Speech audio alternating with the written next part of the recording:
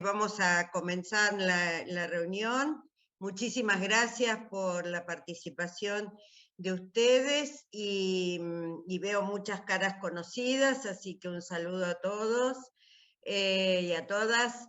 Y le vamos a dar la palabra al presidente del Círculo de Legisladores Nacionales, el diputado Daniel Basile, que va a dar la bienvenida a esta reunión de trabajo tan importante, con la participación hoy de dos legisladores nacionales, el senador Mario Fiat, representando el proyecto de evaluación, de la creación de la Agencia de Evaluación Sanitaria, de Evaluación Tecnológica Sanitaria, y del diputado Ketlas, presentando el proyecto de ley de seguridad sanitaria y seguridad del paciente. Cuando invitamos, nosotros tratamos de enviarle los dos proyectos para que tuvieran facilidad y el acceso para poder verlo, así que espero que les haya servido. Diputado Basile, estamos con usted. Muchas gracias, Cristina. Bienvenidos a todos y muy agradecido al senador Fiat y al amigo Fabio Ketlas, un militante de ley, aunque pensemos distinto, pero en esto coincidimos en la política de Estado. También lo veo al inquieto senador Alberto Telde de la querida provincia de Jujuy, y al resto que no alcanzo a divisar, les mando mi profundo cariño en nombre del Círculo de Legisladores. Como ustedes saben, el Círculo de Legisladores es una creación de 1966 que se concretó en una ley nacional donde incluye a los legisladores en actividad y los legisladores en mandato cumplido del año 1975. Esto hace de que seamos un orgullo en la Unión Parlamentaria Internacional, porque lamentablemente somos el único círculo de legisladores que tiene esta característica. Por ello se nos ha encomendado la tarea de trabajar con los 12 países de América Latina y además de rescatar a Estados Unidos para que vuelva a la Unión Parlamentaria Internacional, que agrupa a los 46.000 legisladores que están asociados a la Unión Parlamentaria Internacional, y les gustó cuando vieron la idea de que podemos aumentar esta cifra de lo que representamos al pueblo, o lo hemos representado, a más de 10 veces más, lo cual hace que esta comunicación nos permita copiarnos de las inquietudes de los parlamentarios del mundo, hacer que nuestro hábitat, que es la tierra, se conecte y aprovechemos toda esta circunstancia y la creatividad. El Círculo de Legisladores, como comisión pluripartidaria, porque creemos en ella, tenemos la necesidad de seguir volcando nuestro trabajo al bien común, que lo hemos hecho en algunos casos más de 60 años de militancia, otros menos, como el caso de Cristina, que es una joven debutante de mucha eficiencia en la Secretaría de Salud y de Previsión Social. Debo reconocer que es una de las más trabajadoras del círculo, y es honorable reconocerlo delante de todos ustedes. El tema que se toca es uno de los que somos admiradores de Carrillo en el tema de salud, que apreciar el trabajo que realizan todos ustedes, los legisladores en actividad, como en el caso del senador y el diputado, provocándolo desde la obra social de nuestro círculo, seguir trabajando en el bien más preciado que tiene el ser humano, que es la salud. El Círculo de Legisladores, con estos nuevos eventos, seguimos trabajando en los distintos temas, sobre todo siempre con el requisito de que estemos de acuerdo. Hemos puesto 100 temas, 30 teníamos discrepancias históricas, los guardamos en un archivo, y los 70 que tenemos nos falta mano de obra que empuje la lapicera, así que vamos de a poco. En este, Cristina le ha puesto, como a todos los demás, pero en este caso particular, le ha puesto un especial énfasis, por eso que la comisión directiva, a través mío, les da el agradecimiento a este trabajo y está en el camino de buscar políticas de Estado que son las que hemos visto que han dado resultados en todo el país. La necesidad del consenso, de la unión en la diversidad, hace que trabajemos con el emblema de Argentina y de ciudadanos del mundo. Debo reconocer todo el trabajo, el agradecimiento a todos que nos pagaron la dieta a través de los impuestos, y también decir que por eso es que seguimos trabajando, porque por vocación de servicio en procura del bien común no tenemos derecho a llevarnos los conocimientos que la actividad política, no siempre bien reconocida, nos la llevemos a nuestra casa con nuestros nietos. Así que les doy las bienvenidas a todos. Muchas gracias los que están conectados utilizando estos servicios de la informática. Aprovecho para darle la bienvenida también al correligionario Rubén Cano, con el cual me parece que hemos completado ya una cantidad de ilustres para trabajar sobre el tema. No me quiero extender más porque, como todo político, nos gusta hablar, pero vamos a darle a los que saben del tema e informarnos y poder entrar en un debate de un tema que realmente le preocupa a la sociedad. Felicitaciones, Cristina, por el trabajo, el agradecimiento al senador y al amigo Fabio, y a la presencia de Alberto y Rubén en este episodio. Muchas gracias, tengan buenas presidente. Tardes. Gracias, presidente. Gracias por esa reivindicación.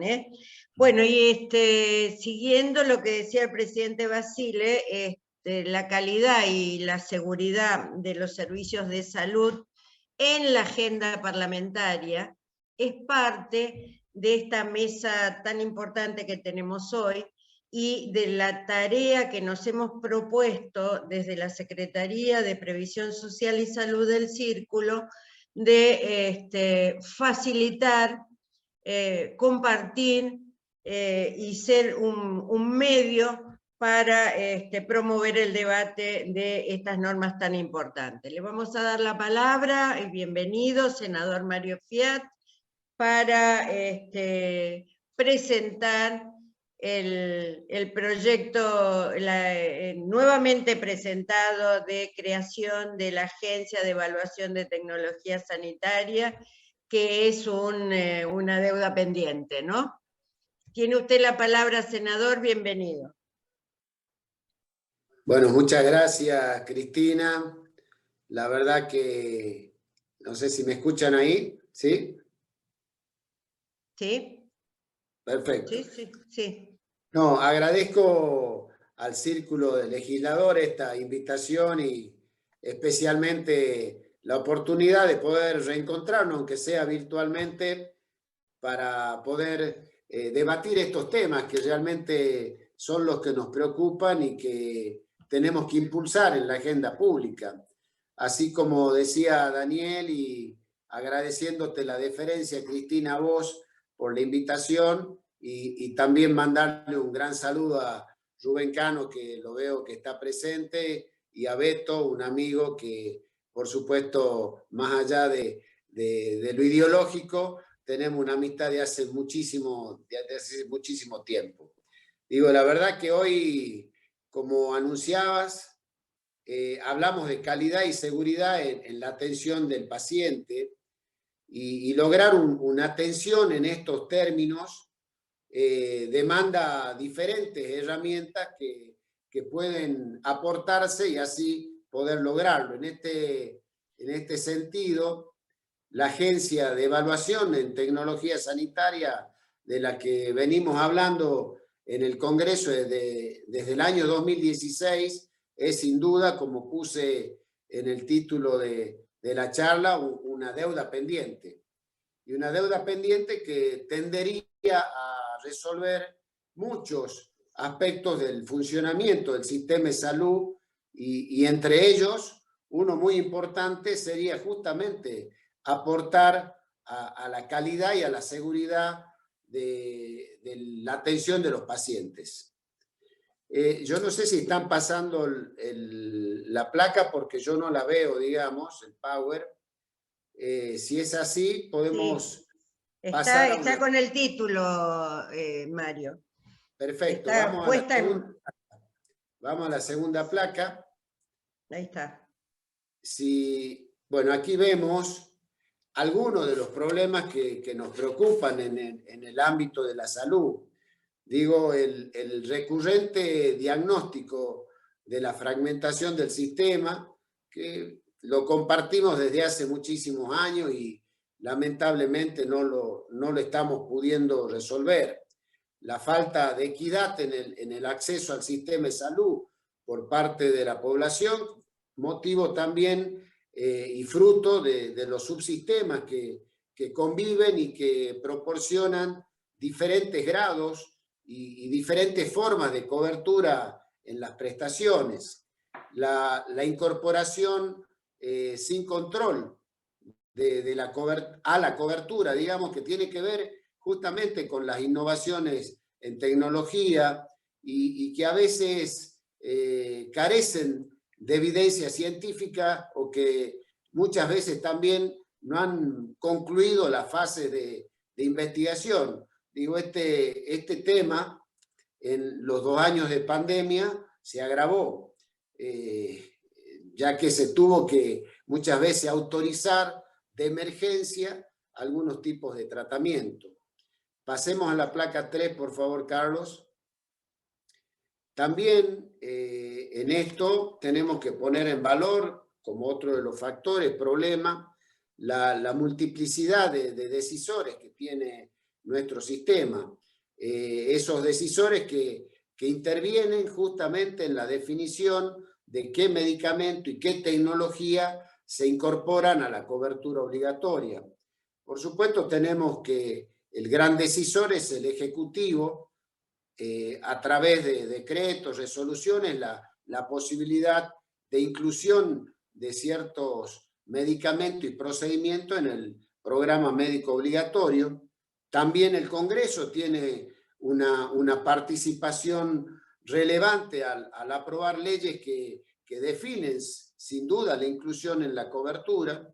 Esas famosas leyes por patología en las que no siempre los criterios que definen la incorporación tienen que ver con la equidad, tienen que ver con la accesibilidad, tienen que ver con la calidad o con la seguridad, sino más bien con una demanda social y esa presión que se incorpora dentro del Ejecutivo, de los legisladores para poder legislar. Y lamentablemente esto no termina resolviéndole el problema a la gente y además pone a los profesionales y le da mucha presión en la toma de decisiones. También no hay que olvidarse el poder decisorio que muchas veces tiene y lo ejerce el Poder Judicial, interviniendo al resolver demandas que por supuesto se presentan en los estrados judiciales y que al decidir sobre un caso concreto dispone la cobertura de medicamentos o de tecnología y esas decisiones sin duda alguna después sientan precedente. Por eso digo, tenerlo en cuenta a todos los decisores y tener en cuenta también que hay un proceso rápido en todas las investigaciones de salud que da cuenta de que tengamos que tener y contar con la posibilidad de esa información, que sea veraz y que tenga la evidencia científica disponible para que el organismo que lo decida pueda tener esa referencia incuestionable de esa información. Por eso es que ponemos todos los días en valor, y sería un gran ordenador del sistema, la Agencia Nacional de Evaluaciones. Pasemos a la próxima placa. En todo este escenario nos conduce sin duda a tener que plantear la necesidad de la creación de la Agencia de Evaluación de Tecnología Sanitaria y que ésta se constituya, como bien decía, en un elemento ordenador y que sea un puente para la toma de decisiones, un organismo que nos permita ser referente de esa información necesaria y que además nos permita la adopción de la mejor decisión. Por eso hablamos de cuál sería una buena noticia, ¿no?, para pensar esta agencia. Y la buena noticia es que hay acuerdos bastante sólidos en considerar la necesidad de su creación, tanto de los equipos de salud, tanto público, tanto privado, también desde la política, pero fundamentalmente desde los sistemas de salud, que van a ver sin duda una gran ventaja y tendería a descomprimir sus procesos en esas tomas de decisiones que la mayoría de las veces suelen ser cuestionadas. Eso como buena noticia. ¿Y cuál es la mala noticia? Porque en esto siempre hay un punto a favor y un punto en contra. Y en esto la mala noticia serían los intereses en disputa, cuya sin duda legitimidad no estoy cuestionando, porque tiene que ver con las propias visiones, con los propios modelos de la realidad que muchas veces impiden llegar a esos consensos en muchos puntos. Pero también incide aquí, y esto es muy importante tenerlo en cuenta, la desconfianza con la política, la falta de credibilidad que hace que quien ve peligrar sus propios intereses pretenda que en la letra de la ley se puedan precisar muchas veces detalles que no van a ser objeto de negociación. Y eso es un condicionamiento muy grande que hay que tener muy en cuenta. Pasemos a la próxima placa, por favor. En esta placa tenemos que comentarle los primeros consensos que se expresaron en el primer proyecto de ley que se presentó en el Congreso en el año 2016. Y eso tenía que ver con algunas de las cosas que vemos acá. Por ejemplo, la necesidad de su creación para poder resolver el sistema fragmentado y segmentado, como bien dijimos, dando así una política equitativa de cobertura sanitaria, que se pueda tratar de un organismo con independencia del poder político, que sus procedimientos tengan reglas claras y transparentes, y siempre esto a primera vista parece sencillo porque todos queremos esto. El problema es cuando empezamos a definir el texto de los artículos del proyecto, y eso comienzan a verse las diferencias que se van haciendo muy visibles. Pasemos a la próxima placa, por favor. En esta placa vemos los proyectos que se vienen presentando y lo resumo rápidamente. En el Senado, en el año 2016, fue el primer proyecto que se envió al Parlamento. Ese fue enviado por el Poder Ejecutivo, tuvo tratamiento en la Comisión de Salud e incluso llegó a tener dictamen. En realidad tuvo 2 dictámenes porque en ese momento el Frente de Todos, como oposición, presentó un dictamen en minoría que tuvo varias modificaciones. En el año 2017, cuando se presenta el proyecto de reforma laboral, en esas largas negociaciones, surgió la posibilidad de que la agencia sea un capítulo más de la reforma laboral, y la verdad que en ese momento encontraba fundamento por el tema de las coberturas y de la judicialización creciente del problema. Resultaba más bien una preocupación de las asociaciones de trabajadores, por eso es que lo quisieron incorporar como un capítulo dentro de la reforma laboral, y claramente esto no prosperó porque se equivocaba el sentido que tenía que dársele a la agencia.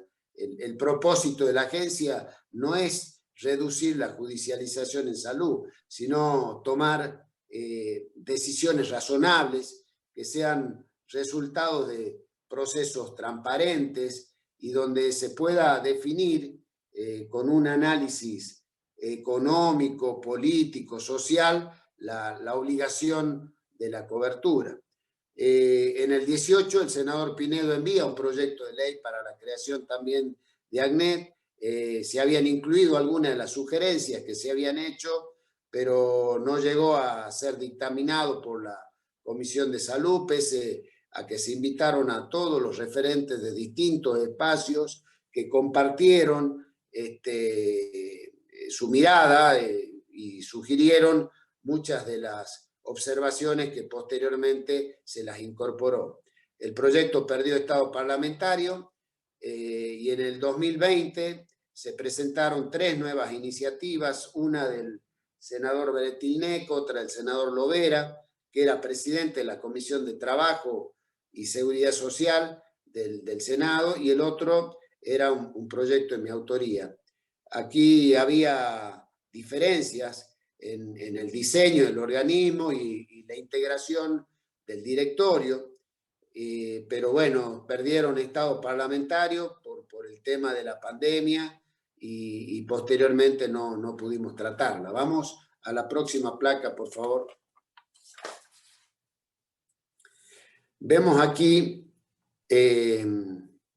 los puntos de consenso. Sin duda, todos queremos que sea un organismo descentralizado, con autarquía económica y financiera, que dentro de la incumbencia sea la evaluación de medicamentos, de productos médicos, de instrumentos, técnicas, procedimientos, tanto clínico como quirúrgico, los criterios de evaluación en los que también existe bastante acuerdo y que son básicamente la calidad, la efectividad, la seguridad, la eficiencia, la ética y por supuesto también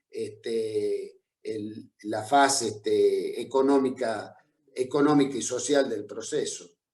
El momento de intervención muchas veces también se puso en valor esta situación y nosotros definimos en mi proyecto la posibilidad de que la intervención sea con posterioridad a la ANMAT, es decir, después que la autoridad regulatoria le haya otorgado el registro sanitario y que haya autorizado su comercialización. En esto hubo alguna confusión respecto al rol de la ANMAT y al rol de la ACNET, lo que determinó en alguna oportunidad que se pudiera discutir respecto al momento en el cual tenía que intervenir la agencia. También es importante que los informes públicos y vigilantes para todos los organismos dependientes del Poder Ejecutivo y también para las jurisdicciones que adhieran a la ley. Digo esto, por un lado, lo vinculante del proceso, pero también la posibilidad de que pueda apelarse en toda instancia para que después en forma definitiva pueda tener el rol que le compete la misma agencia. Y también, por último, la creación de una comisión consultiva con un consejo asesor o la denominación que fuere, con la participación de los diferentes sectores que tengan la incumbencia en cada uno de los temas que se puedan tratar. La próxima placa. Bueno, acá vemos las diferencias y en estas diferencias muchas veces tenemos en varios puntos, en la integración y en los mecanismos de selección de los miembros en el directorio. Uno de los proyectos estaban designados por el Poder Ejecutivo. Esto generó muchas críticas y en las últimas discusiones se llegó a un consenso respecto de que el presidente sea seleccionado por el Poder Ejecutivo, pero el resto de los integrantes del directorio sean por concurso y dentro de los que concursen, uno de ellos sea a propuesta del Consejo Federal de Salud. Pero bueno, también había quienes propiciaban que la CGT tendría que tener uno de los directores, y eso creó muchas diferencias en el hecho de su denominación y la discusión surgió en ese ámbito. Quedó en mi proyecto la posibilidad de que el presidente pueda ser designado por el Ejecutivo y todo el resto de los miembros del directorio por concurso. También se discutió si el ámbito en donde debía crearse el ACNE. Se puso en valor también el Ministerio de Ciencia y Tecnología, pero las dos iniciativas actualmente que están vigentes, el ámbito de la autoridad de aplicación y la creación es dependiente del Ministerio de Salud. Conflictos de intereses, no hay duda de que esto también es una gran cuestión y se han puesto en valor también los impedimentos para poder ser nombrado miembro del directorio.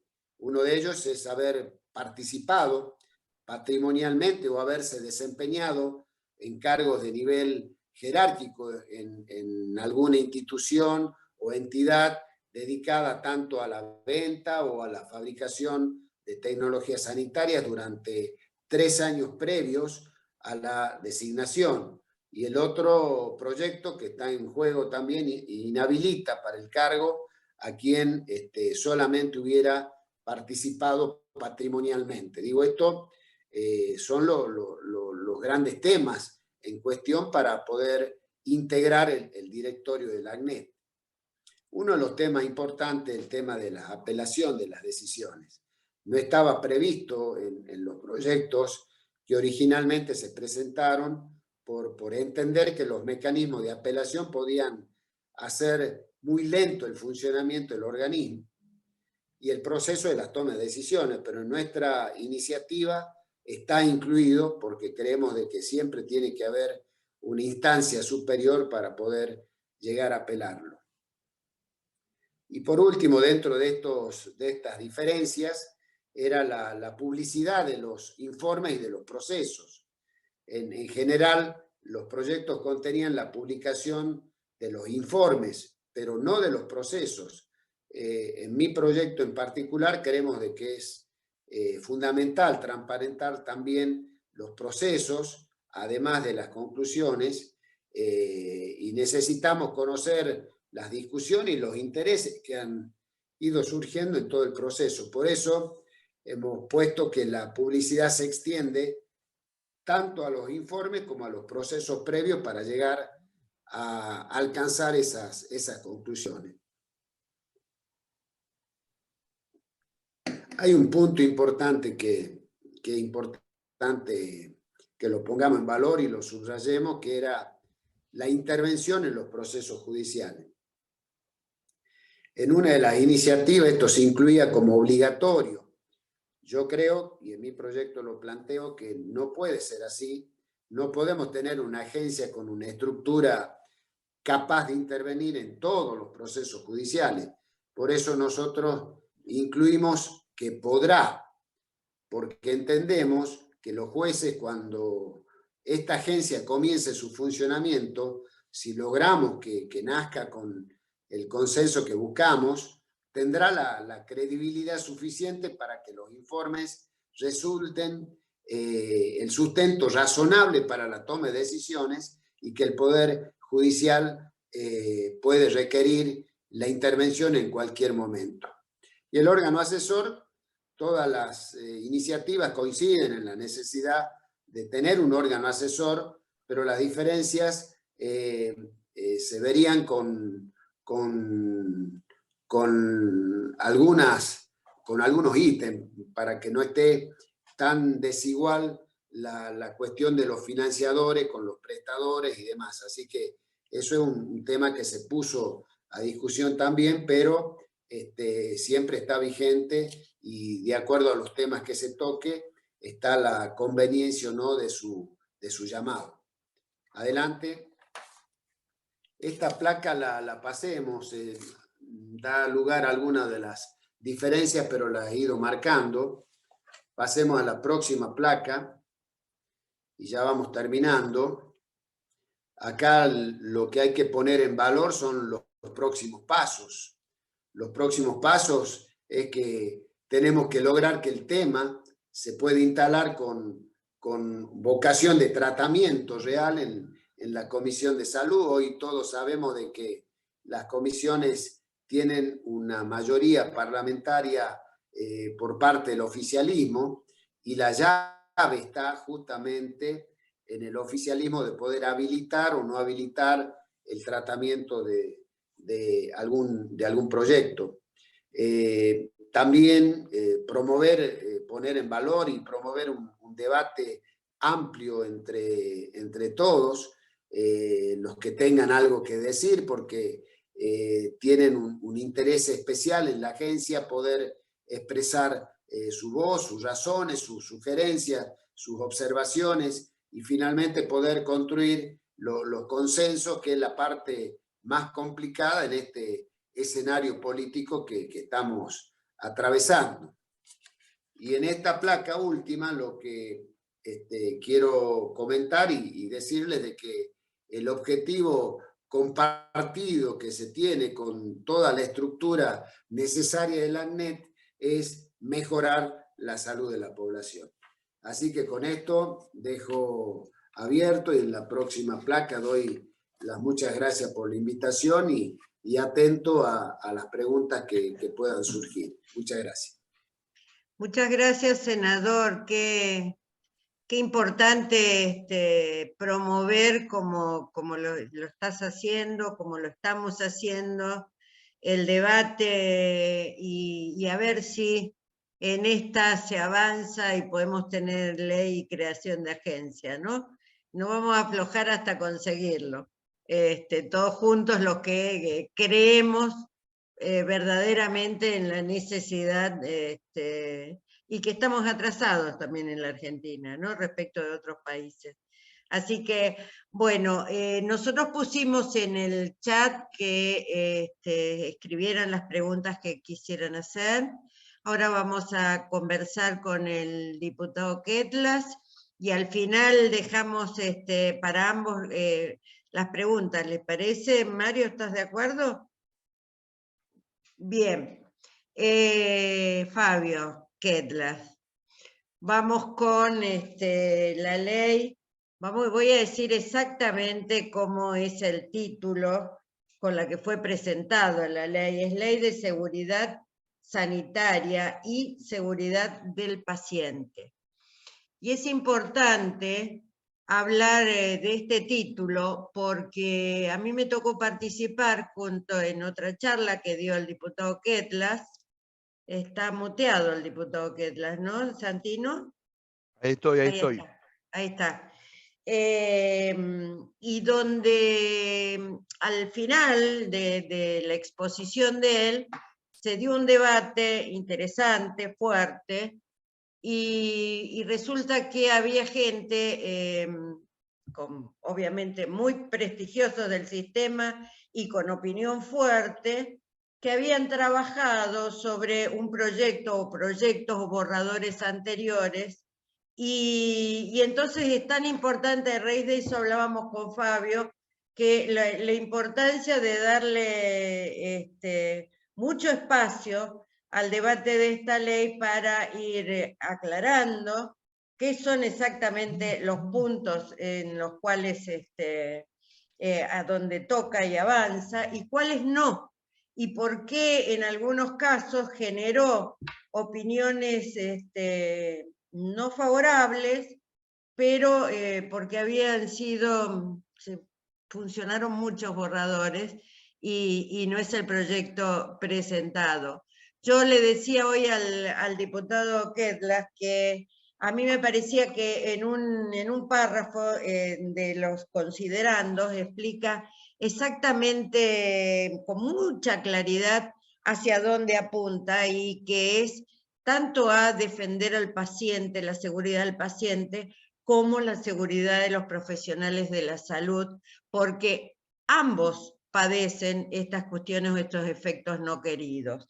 Así que textualmente dice el principio de ese párrafo: es sabido que la mayoría de los eventos adversos son resultado de un deficiente funcionamiento sistémico y no de la responsabilidad puntual de un profesional, y por eso el sentido de la presente ley es generar incentivos favorables orientados a dotar de mejores garantías a pacientes y profesionales, desde la formación hasta la carrera profesional, desde la incorporación de tecnología e implementación de programas de gestión del riesgo en las organizaciones de salud, hasta las disposiciones en favor de la transparencia, y sigue. Perdón, diputado, pero me parecía muy importante este aspecto de los considerandos, donde en la ley no se puede, en la parte dispositiva, explicar, y se explican los considerandos. Tiene la palabra, es toda suya, diputado, y discúlpeme esta larga introducción. No, por favor, Cristina, gracias. Para mí un gusto, un honor, como siempre que me invita el Círculo, ahí decirle a vos, al presidente del Círculo, a todos, que para mí es un lugar muy especial, que siempre me he sentido tan bien recibido, con convocatorias tan interesantes. Agradecerle también al colega Fiad, con el cual estamos transitando este camino paralelo de construcción, de sostenimiento de un activo que quizás en Argentina lo damos por sentado o no lo valoramos lo suficiente, que es que la sociedad argentina en general tiene confianza en su sistema sanitario, ¿no? Que este es un activo que en otros lugares no está, que es un activo muy valioso, que ha sido construido a lo largo de décadas de profesionales que entregaron su vida a la causa noble de curar y de cuidar, médicos, enfermeros, kinesiólogos, bioquímicos, radiólogos, etc. Y en el caso particular de la ley que yo he impulsado, si me permiten, voy a empezar con una consideración de contexto, ¿no? Pues lo hago siempre, el colega Fiat ya me escuchó, quizá le pueda parecer un poco aburrido, pero es importante la cosa contextual, ¿no? Nosotros vivimos una sociedad de riesgos, ¿no? Vivimos en casas con instalaciones eléctricas, usamos elementos químicos en el hogar, andamos en autos que son riesgosos, llenos de combustibles líquidos que podrían ser inflamables, volamos en aviones, usamos cotidianamente fármacos, tenemos en nuestras ciudades instalaciones termoeléctricas, cercanas a nuestras ciudades, instalaciones nucleares, represas, etc. Vivimos una sociedad de riesgos y todos esos riesgos los asumimos porque atrás de cada uno de esos riesgos hay la solución a un problema o la construcción de un estándar de comodidad, de posibilidad, de productividad, etcétera, que necesitamos. Y no estamos dispuestos a no volar en aviones, no estamos dispuestos a no usar instalaciones eléctricas, no estamos dispuestos a regresar a una medicina sin químicos, no estamos dispuestos porque cada una de esas cosas nos ha ido resolviendo algún tema, pero obviamente nos ha instalado en un estándar de complejidad convivencial como nunca antes existió en la historia de la humanidad, ¿no? Esto es así. Y entonces, en los últimos 50 años, pasá, Santino, a la próxima diapositiva. En los últimos 50 años, la respuesta humana que le hemos dado a vivir en una sociedad de riesgos múltiples ha sido en todas las actividades, en algunas es muy evidente, ahora lo vamos a señalar, pero en todas las actividades, ir hacia lo que se llama un proceso de protocolización creciente. O sea, uno entra yo tuve la suerte de hacerlo, pero si alguno tiene la suerte de hacerlo, uno entra a una central nuclear y es evidente que está todo protocolizado porque no puede pasar la línea amarilla, tenés que usar esto, tenés que poner esto, te hablan 10 minutos, si pasa esto tenés que hacer esto, si pasa el otro tenés que hacer el otro, porque claro, es un riesgo enorme que pase un percance en ese lugar, ¿no? Y por lo tanto, para minimizar el riesgo se establecen protocolos. Y nosotros pensamos, qué difícil controlar tecnológicamente, cuánta ingeniería, cuánto pensamiento, cuánta reflexión, cuánta diseño, cuánta arquitectura para que si una persona se cae no le pase esto, no le pase el otro, lo que fuera. Pero ahí hay mucho control en un solo lugar, ¿no? Mucho control en un solo lugar. Cuando vuela un avión, piloto, copiloto, mecánicos en el aeropuerto, todo, mucho protocolo, una circunstancia. Pero un sistema de salud, en este momento, mientras nosotros estamos hablando, seguramente en Argentina, no quiero dar un número al azar, están ocurriendo 50.000 intervenciones médicas. O sea, hay una persona dando a luz en Posada, hay una persona con una apendicitis en Necochea, hay miles de jubilados renovando su antihipertensivo frente a su médico en cada barrio, hay miles de personas. Entonces, es más fácil controlar una situación acotada, como puede ser una central termoeléctrica, una empresa, etcétera, que la seguridad de 100.000 lugares dispersos en el territorio en circunstancias de las más diversas, con capacidades y posibilidades tecnológicas de las más diversas, con situaciones económicas de las más diversas, etcétera, situaciones programadas, situaciones emergentes, no programadas, etcétera, bueno. Entonces, ¿por qué digo esto? ¿Por qué es importante entender esto? Porque si uno entiende eso, entiende que estamos frente a un fenómeno de mucha complejidad en el que, y lo digo ahora que estamos empezando la presentación, en el que soy consciente, no soy ingenuo, que una ley no va a cambiar eso milagrosamente de un día para el otro. Una ley puede establecer algunos indicios, algunos parámetros, algunas cosas. Podemos a través de la ley favorecer la incorporación al proceso formativo de los profesionales de materias vinculadas a la seguridad del paciente, obligar con la certificación, ahora vamos a ver cuáles son los instrumentos, obligar con la certificación estándares más altos de capacidad para los profesionales, un montón de cosas que podemos y intentamos hacer con la ley. Pero somos conscientes que cambiar la cultura de seguridad del paciente, no en la Argentina, en cualquier lugar del mundo que se quiera hacer, lleva semanas, meses, años, décadas.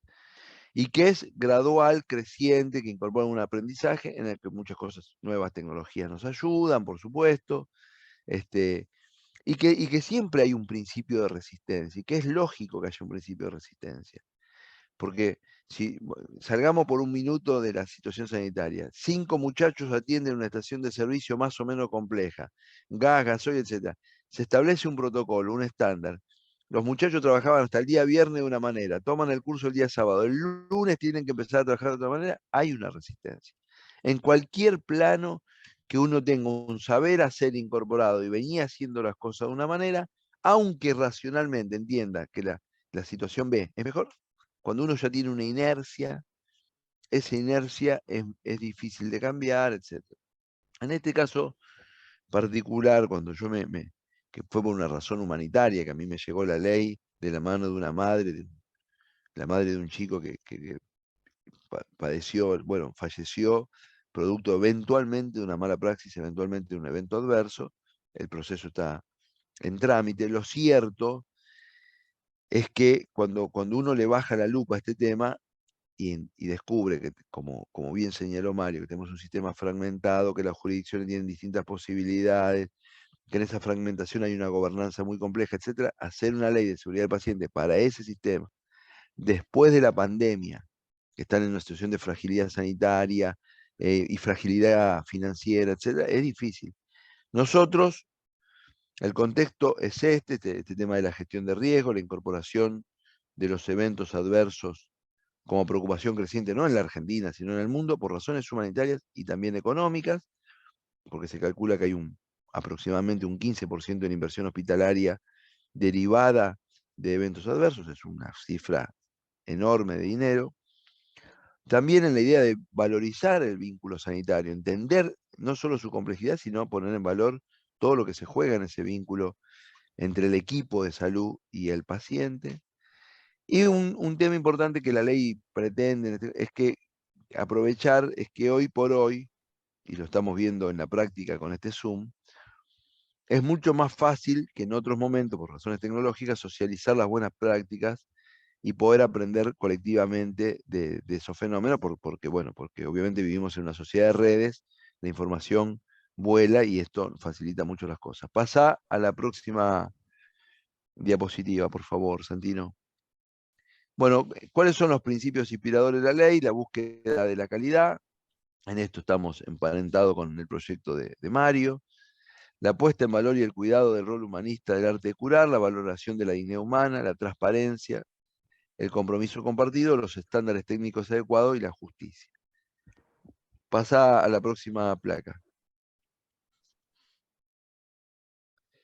La próxima. La próxima. Vamos, que esto todo...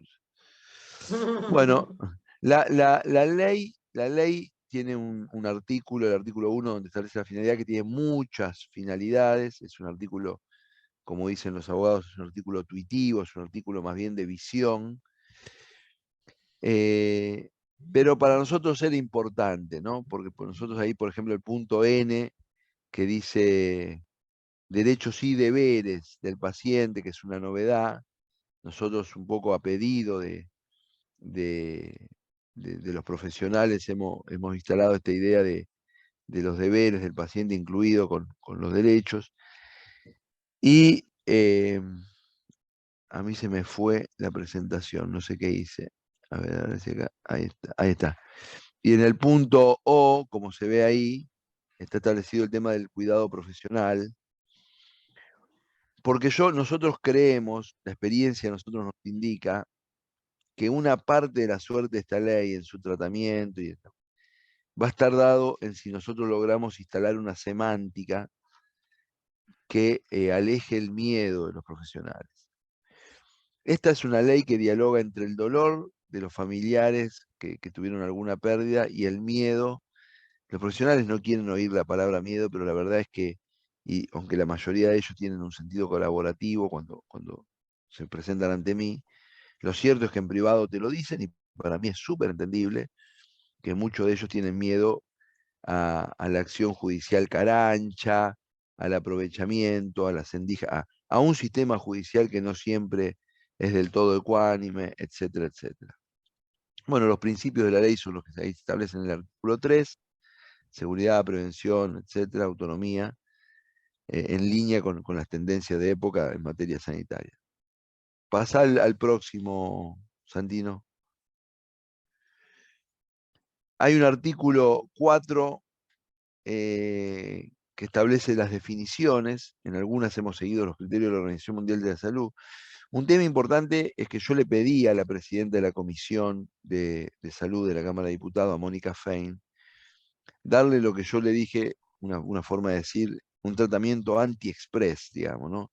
O sea, yo no tengo problema en que vengan a hablar todos los sectores que enriquezcan la ley, digamos, ¿no? La única intención que nosotros tenemos es que la nación argentina tenga una buena ley de seguridad del paciente.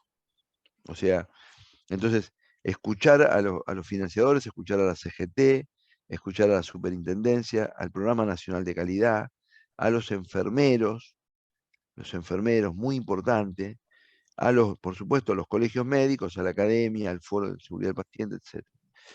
Y establecimos unos principios mínimos, porque también, al final del camino, esta es una ley federal de orden público, y la van a tener que aplicar 23 jurisdicciones con posibilidades muy distintas. Y de alguna manera no está dicho así, pero es una ley de presupuestos mínimos, porque la verdad que las 6 innovaciones instrumentales que ahora vamos a ver son muy mínimas. En la Argentina pueden parecer novedosas, pero son muy mínimas Y muchos me podrían criticar, ¿y por qué son muy mínimas? Porque es el paso que podemos dar hoy, ¿no? Abriendo este tema y que quizás dentro de 4 o 5 años se pueden discutir nuevos instrumentos, mayor intensidad en algunas cuestiones, etc. Santino, pasá, por favor.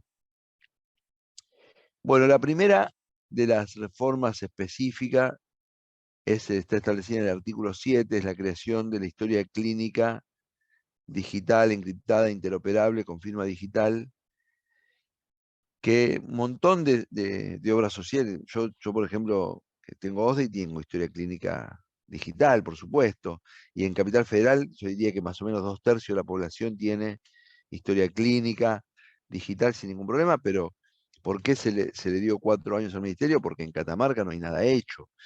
Y para que sea interoperable hay un montón de cosas, y está el tema de los protocolos, pero esto hay que hacerlo más allá de la ley de seguridad del paciente, porque empieza a haber convenios internacionales en esta materia, y Argentina no debería quedar descolgada de una tendencia internacional que es fundamental en términos de práctica sanitaria, tener la información de un paciente rápidamente, de forma práctica y útil, ¿no? Después voy a saltear el de tiempo protegido porque lo voy a dar después. Hemos creado el Registro Único de Eventos Centinela, el RUDEC, en el artículo 9. El evento centinela es esa situación donde el profesional actúa de conformidad a las pautas que se supone que debería actuar y acaece una circunstancia que no es la que se supone que debería acaecer, ¿no? Entonces, le da la medicina que corresponde, a la hora que corresponde, en la dosis que corresponde, y contra toda previsión, el paciente hace convulsiones y muere. Muchas veces esas cosas, cuando el profesional actuó como estaba indicado y pasa un evento adverso no prevenible, se va a rebajar la alfombra, eso es realidad.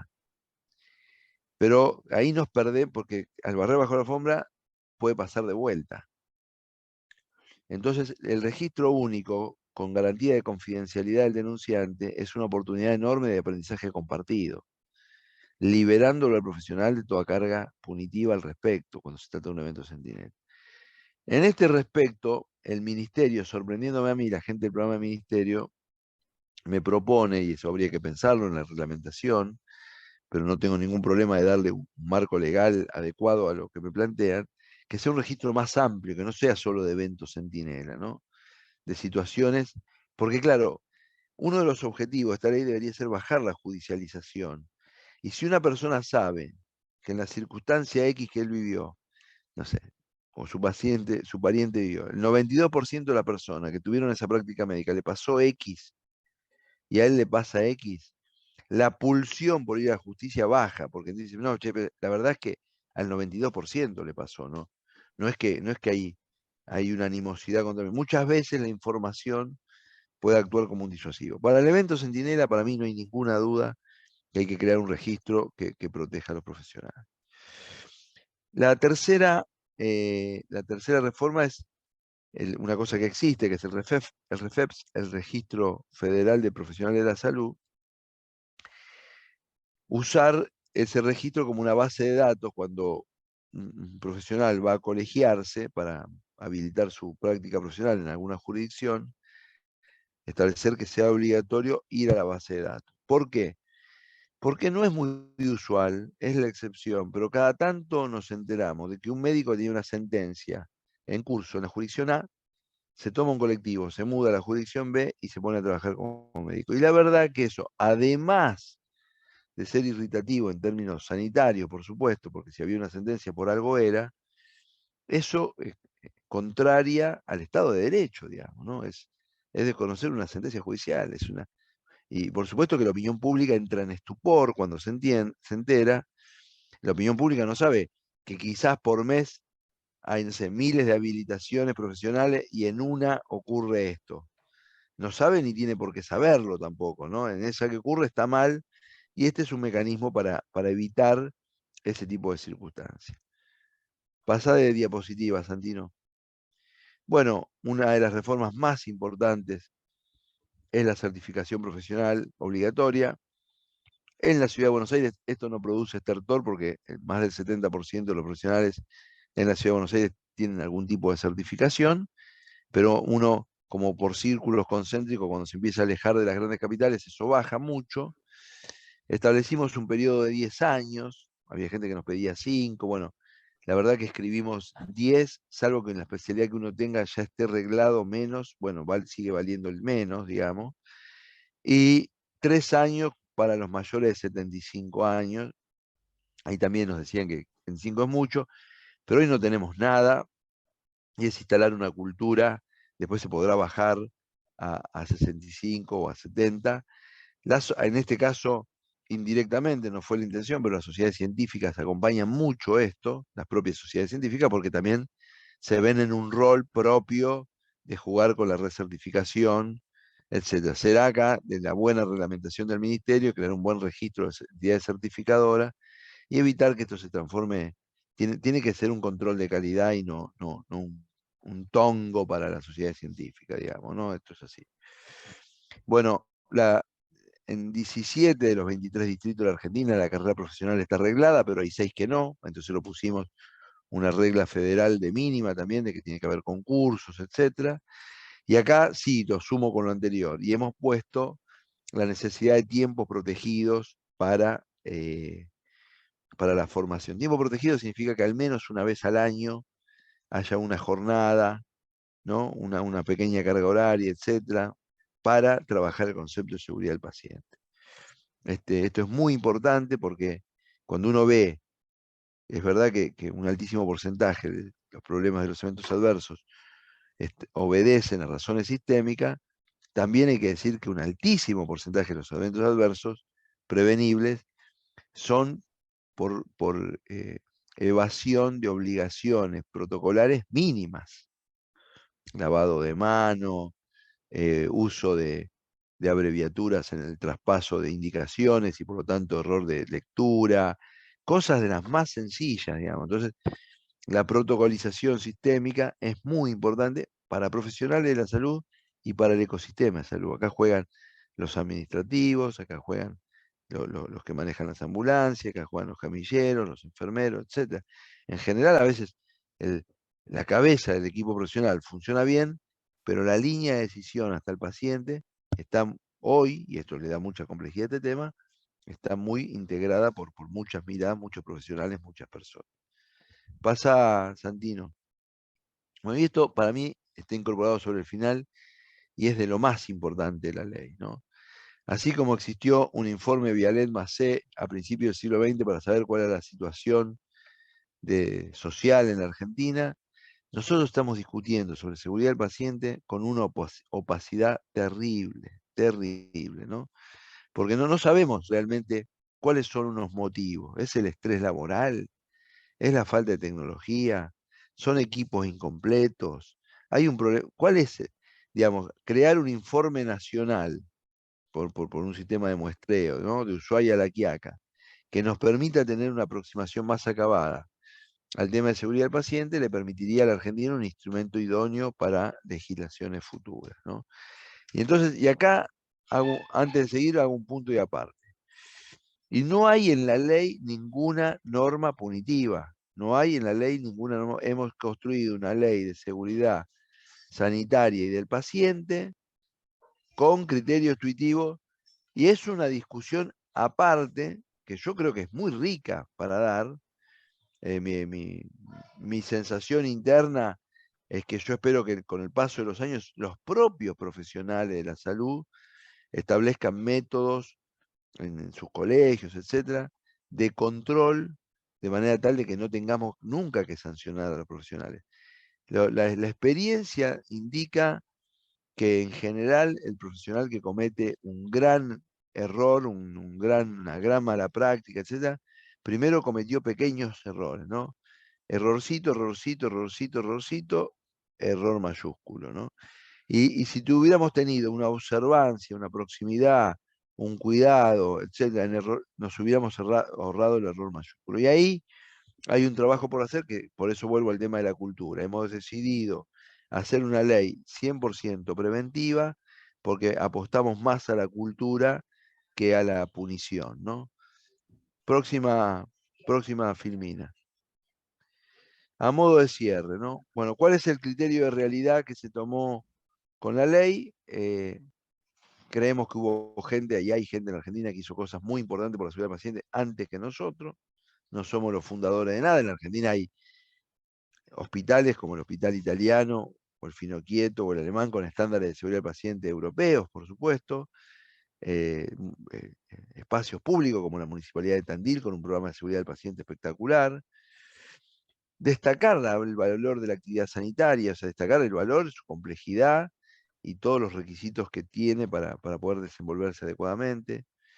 Asumir la necesidad de una agenda de seguridad del paciente y evolucionar en este tema con un sentido humanista, ¿no? Sacar este tema, voy a poner, lamentablemente la realidad nos da ejemplo, lamentablemente digo, la realidad nos da ejemplo concreto. El caso de Tucumán, con la legionela, donde un problema sistémico, porque el problema ya sea de no lavar los tanques de agua o de no arreglar los filtros de los aire acondicionados, es un problema sistémico de inversión, lo que fuera, y terminan muriendo 6 personas, de las cuales 1 es médico y 5 son pacientes. O sea, tenemos un profesional mártir, porque claro, el aire lo comparten paciente y médico. El agua la comparten enfermeras, paciente y médico. O sea, no tenés un estándar de higiene adecuado y no va solo contra el paciente, va contra el sistema. El ejemplo de Tucumán es claro de que acá tenemos que mejorar la situación. Estamos hablando de legionela. Yo desde que soy autor de la ley me llegan al celular fotos y comentarios, cosas. El otro día me llegó una foto de una persona en el pasillo, inequívocamente, de una maternidad, me saca fotos de lo que había colgado en las paredes, etcétera, con un perro callejero durmiendo, parecía un poco gracioso, pero mientras las mujeres estaban esperando su turno, un perro callejero durmiendo ahí. Entonces uno dice, bueno, crear estándares, en muchos casos se empieza de muy abajo, pero bueno, estos 6 instrumentos, la historia clínica, el evento Centinela, el informe nacional, la certificación, el uso de la base de datos, etcétera, son un primer paso para poner en discusión esto y para mejorar y sobre todo para sostener lo que dije al principio, esa confianza que tenemos en nuestro sistema de salud, que es un activo maravilloso y que no lo debemos perder. Muchas gracias. Muchas gracias, diputado Ketla, impecable. No sé si hay preguntas, pero bueno, vamos a ir a esta etapa. Ay. ¿Me están escuchando? Siento que estoy... Yo te ¿Está estoy bien? escuchando, yo te escucho perfecto. Bueno, gracias. No me daba cuenta. Creo que, a ver, mis ojos... Hay una sobre agencia sanitaria. Sí, ¿no? Si perdió estado parlamentario y por qué perdió estado parlamentario las leyes de creación de la Agencia de Evaluación de Tecnología Sanitaria. Es pregunta para el senador Fiat. Sí, en realidad pierden estado parlamentario una vez que pasa 2 años de estar presentado y que no tengan dictamen. Generalmente se hace un reseteo, digamos, si se quiere, los proyectos cuando no se tratan o cuando no tienen dictamen después de 2 años. En este caso, la última oportunidad fue la presentación justo en los años de pandemia, que la verdad que perdieron estado parlamentario, pero ahora tienen vigencia y hay una presión ya importante de varios sectores para que este año podamos iniciar un proceso de tratamiento y de discusión. Así que esperamos de que, no sé si va a haber tiempo para una media sanción este año, pero por lo menos que se inicie el proceso de discusión en el ámbito del Senado, por lo menos, ¿no? Hay otros proyectos presentados en diputados que no sé en qué estado están, pero insisto, en el Senado es muy posible que este año podamos empezar una ronda de consulta sobre los 2 proyectos que están vigentes, uno del senador Beretilnec y otro el mío. Esos son los dos únicos que están en este momento con estado parlamentario, ¿no? Exactamente, en el Y Senado, que sí. fueron representados, porque en tu Power, en una de las placas, veíamos esto que estaba... Ha habido, como bien decía, en el 16, que lo presentó el Ejecutivo, se trató, tuvo 2 dictámenes, pero no llegó al recinto, perdió estado parlamentario. Posteriormente, el proyecto del senador Pinedo, que no llegó a tener dictamen tampoco. Y después los 3 proyectos, Lovera, Betilnec y el mío, que se presentaron en el 19 y el 20 y 21 no se trataron por el tema de la pandemia, tuvimos otras prioridades, y estos nuevos que están vigentes y esperemos de que puedan llegar a tratarse.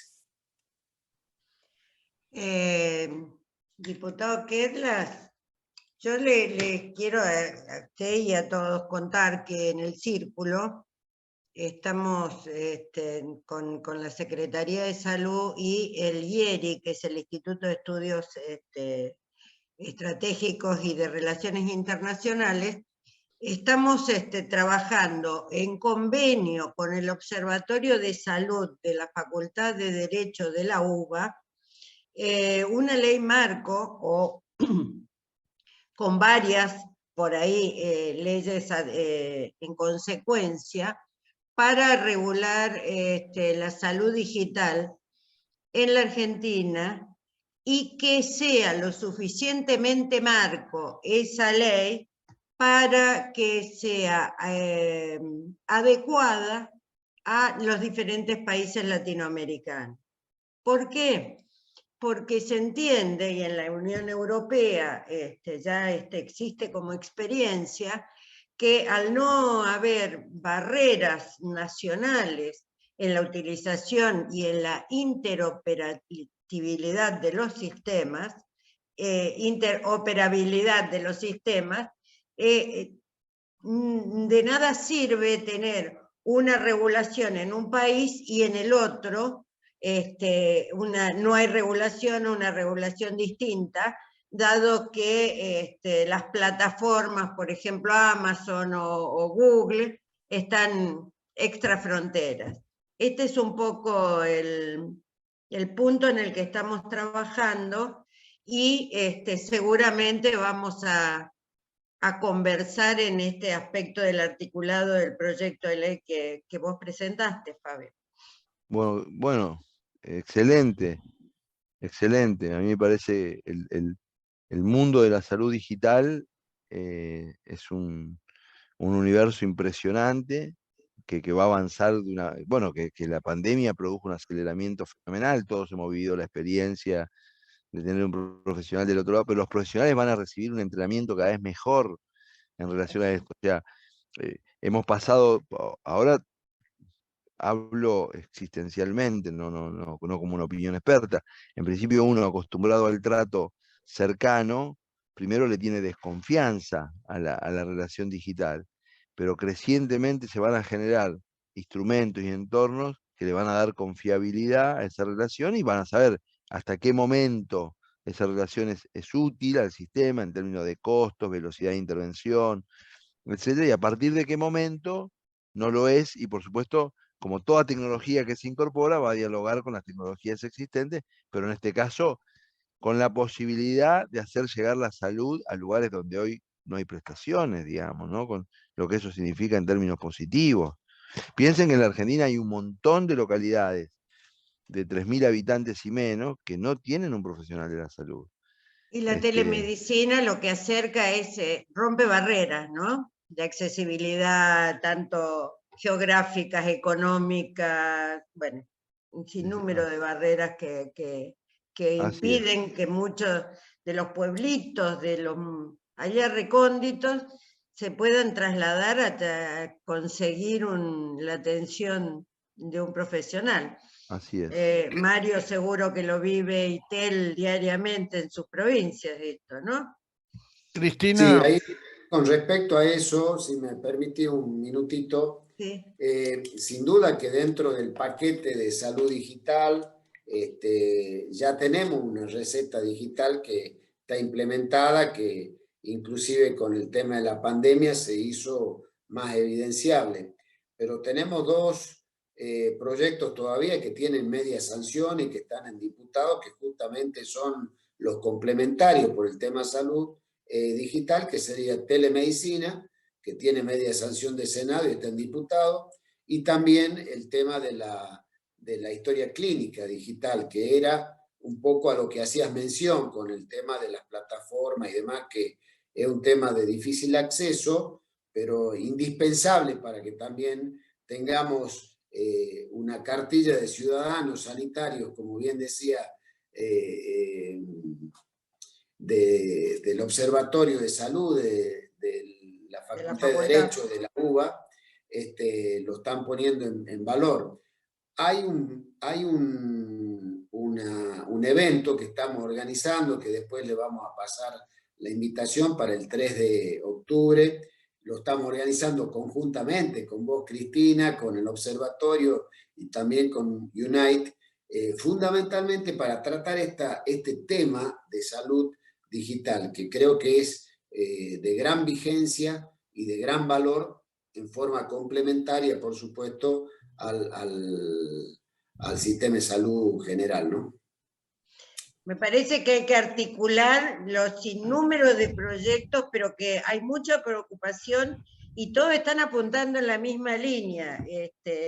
Las comisiones de salud de ambas cámaras deberían tener un rol más que destacado, o la tienen, por supuesto, pero acentuar ese rol de articulación, ¿no? Cristina, si me permitís, sí, presidente.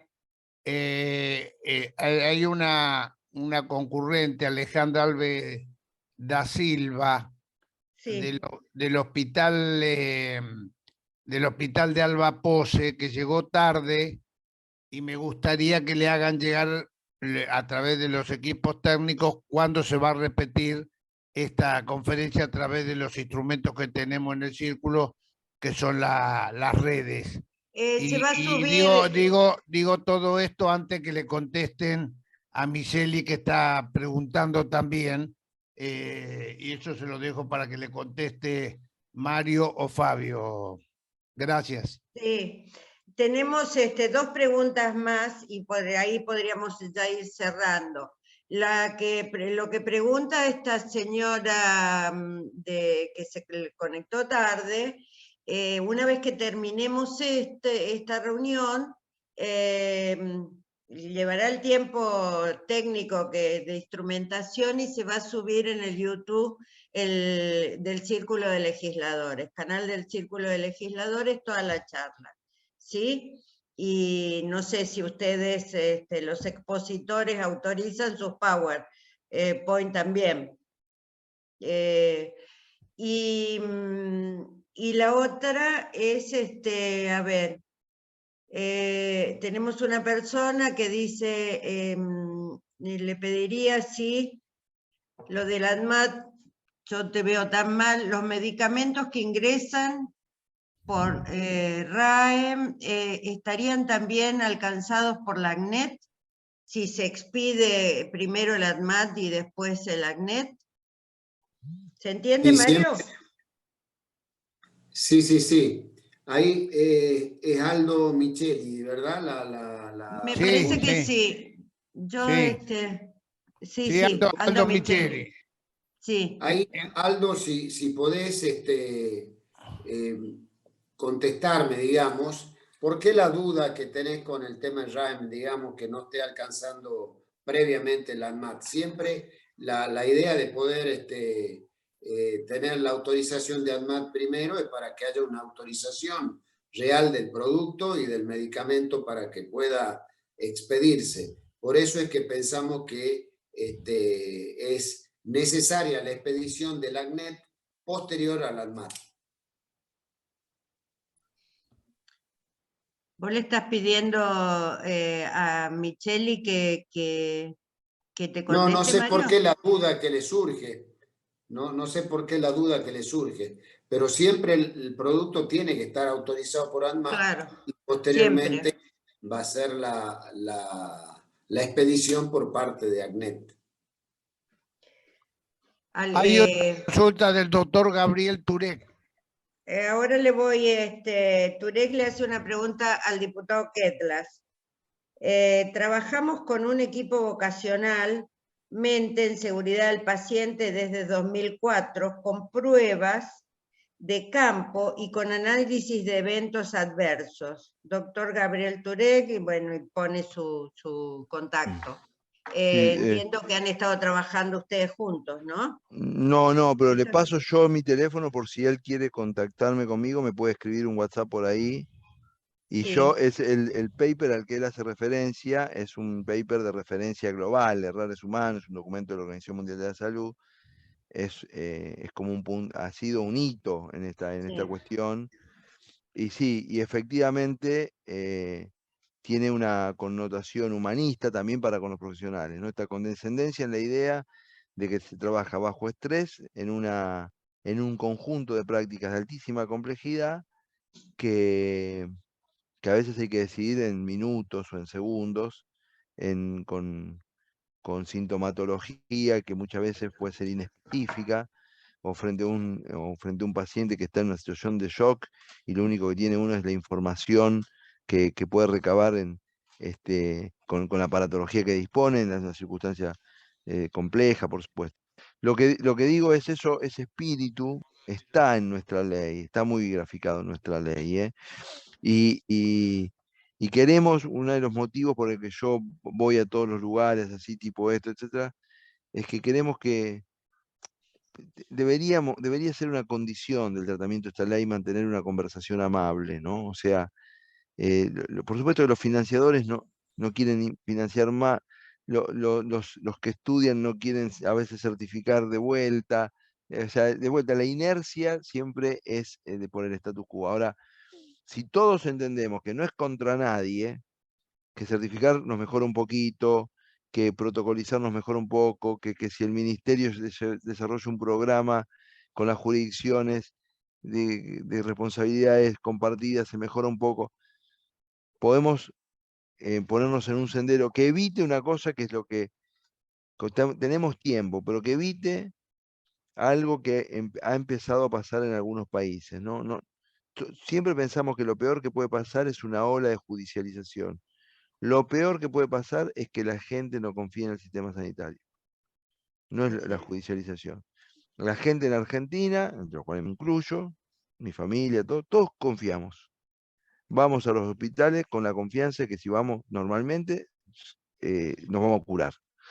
Que nos atiende una persona que sabe, etcétera. Después, por supuesto, como es Argentina, digamos, uno discute una cosa, está mal otra, más o menos otra, eso es otro tema, pero en general tenemos una confianza en el sistema. Quiero aclarar que no tenemos en otros sistemas.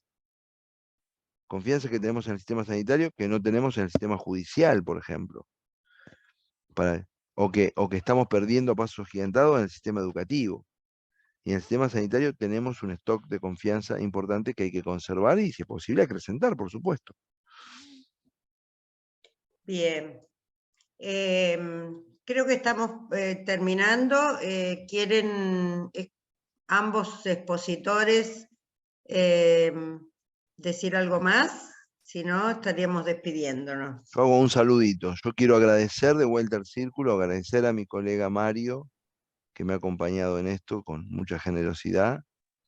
Agradecerte a vos, Cristina, y a los que dedicaron 1 hora y media de su tiempo para escuchar estos dos pelados, hablando de salud. Les mando un abrazo muy grande y que tengan un buen fin de semana. Muchas Igualmente gracias. yo en el mismo sentido, así que gracias al círculo, gracias por el aguante a todos los que han participado y seguramente nos vamos a estar viendo el martes que viene, o el miércoles con el evento de salud mental, que es otro gran tema que tenemos que abordar. En el círculo. Y yo lo que digo, y para todos los que estamos acá, tendríamos que tener aceitados los mecanismos para ir a las comisiones cuando se traten de los temas, y nosotros que expresamos nuestro acuerdo, ver cómo ayudamos a generar los consensos para salir adelante. ¿Sí?